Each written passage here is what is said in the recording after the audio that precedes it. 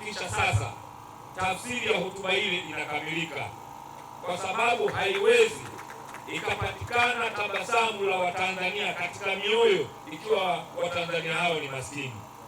Inatakiwa ipatikane tabasamu, Watanzania waachwe na elimu, waachwe na afya, wawe wanashiba, lakini pia wawe vizuri kiuchumi katika mifuko yao. Hii ndio maana halisi ambayo Mheshimiwa Mkuu wa Mkoa leo umekuja kuungana na sisi wa Rufiji katika kutekeleza maono ya Mheshimiwa Rais. Sasa nitumie fursa hii kuwaomba wa Rufiji kwamba dhamira na makusudio ya Mheshimiwa Rais na dhamira na makusudio yako mgeni rasmi mkuu wetu wa mkoa kuhakikisha Watanzania sisi tuachwe na tabasamu umekuja hapa.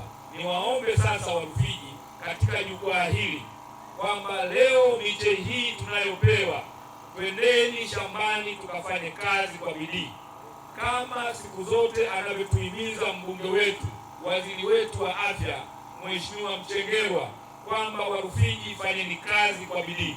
Sasa twende shambani tukaipande miche hii.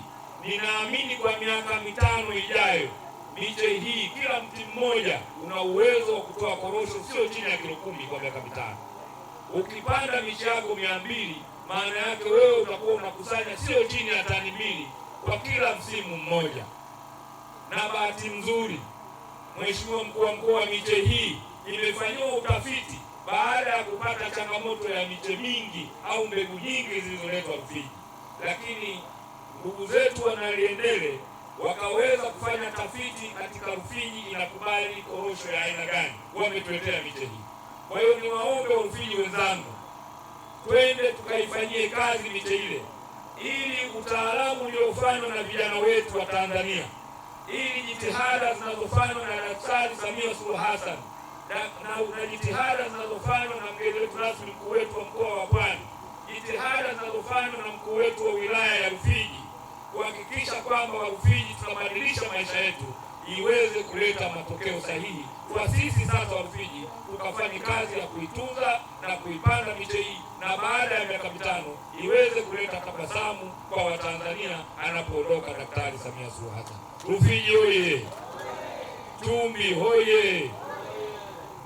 Mheshimiwa Mkuu wa Mkoa, mimi niliambiwa nitoe salamu. Katika salamu yangu nimeamua niongee neno hilo moja. Mimi nikushukuru sana kwa kunipa hii fursa. Wa Rufiji wanakupenda sana, wanakukaribisha sana, na itoshe kusema kwamba salamu za Rufiji ndio hizo. Sisi tunakushukuru, na baada ya kukamilisha zoezi hili tunakuombea urudi nyumbani salama. Asanteni sana kwa kunisikiliza.